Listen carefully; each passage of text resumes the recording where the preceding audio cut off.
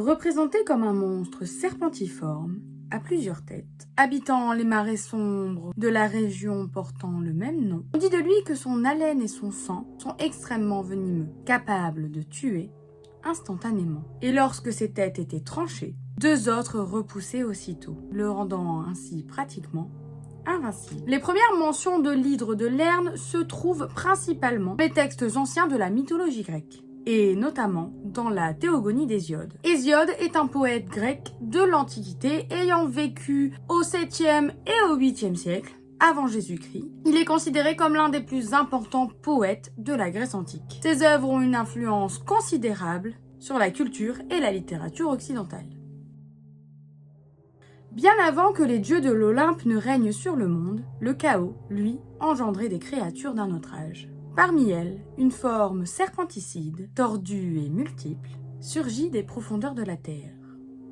L'hydre de Lerne, fille de Typhon, le titan monstrueux qui osa défier Zeus, et d'Échidna, la terrible mère des monstres. Elle est la sœur d'êtres tout aussi terrifiants. Cerbère, la chimère, le lion de Némée. Une lignée de cauchemars que même les dieux redoutent. L'hydre n'est pas née au hasard. Selon le poète Hésiode, c'est Héra elle-même, l'épouse de Zeus, qui l'a élevée. Elle voulait créer une épreuve digne de tourmenter Héraclès, le fils bâtard de son mari. Elle choisit pour cela un lieu ancien, chargé de mystères, les marais de Lerne, en Argolide. Loin du monde des hommes, caché dans les eaux troubles et sacrées, l'hydre y attend, patiemment. Son corps est serpent, ses têtes sont multiples. Certaines traditions disent 9, d'autres bien plus. Mais ce qui la rend vraiment redoutable, c'est que chaque tête tranchée repousse doublée. Et l'une d'entre elles, au centre, est immortelle.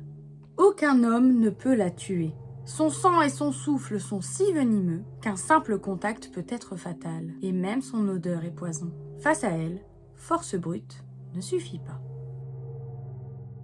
Après avoir vaincu le lion de Némée, Héraclès reçoit un second ordre, tuer l'hydre de Lerne, un monstre terrifiant qui vit reclus dans les marécages de Lerne, près d'Argos. Son corps est celui d'un immense serpent surmonté de multiples têtes, et à chaque fois qu'on lui en coupe une, 2 repoussent aussitôt. Le combat semble impossible.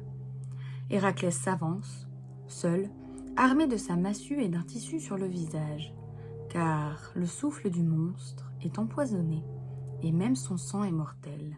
Il frappe, une tête tombe, mais 2 renaissent, une autre, puis encore 2.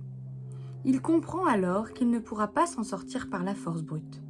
Alors, il appelle Iolaos, son neveu. Tandis qu'Héraclès tranche les têtes, Iolaos les cautérise immédiatement avec une torche. Le feu empêche ainsi la repousse. Tête après tête, le monstre faiblit. Enfin, il ne reste que la tête centrale, indestructible. Héraclès la coupe, puis l'enterre vivante sous un énorme rocher pour l'empêcher de nuire à jamais. Le monstre est vaincu, mais le héros ne s'arrêta pas là. Il trempa ses flèches dans le sang de l'hydre, les rendant empoisonnés à jamais. Un détail qui changera bien des destins, y compris le sien. Ainsi s'achève le 12e des 12 travaux d'Héraclès, la victoire contre un mal qui ne cesse de renaître.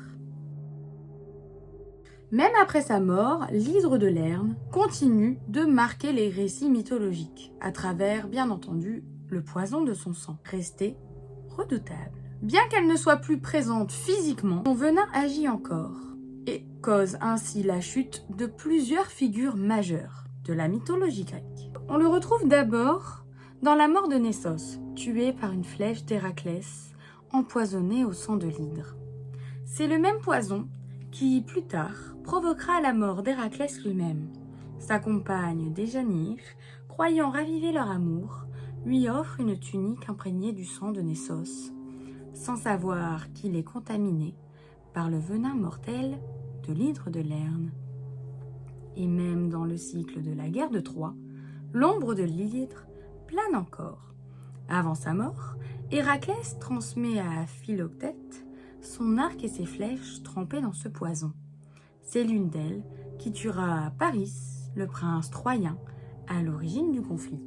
Ainsi, bien que vaincu, l'hydre continue tout de même de tuer, et ce, longtemps après avoir disparu. L'hydre de Lerne n'est pas qu'un simple monstre à combattre. Elle est une idée, une image vivante du chaos. À chaque tête tranchée, 2 autres repoussent. Comme si plus on lutte, plus le mal s'amplifie. Elle incarne les menaces qui se régénèrent, problèmes sans fin que l'on croit résoudre, et qui finissent par réapparaître ailleurs, et plus fort. Son poison invisible rappelle la corruption, la maladie, ou encore la peur sourde qui ronge sans bruit. Et son repère, un marais stagnant, sombre et vénéneux. Un lieu qui n'est ni mort, ni vivant, mais qui étouffe tout ce qui rentre. Face à elle, la force seule ne suffit pas. Il faut réfléchir, s'adapter et comprendre. Car l'hydre n'est pas juste une créature de légende. C'est un miroir tendu à l'humanité, le reflet de nos peurs, de nos instincts destructeurs,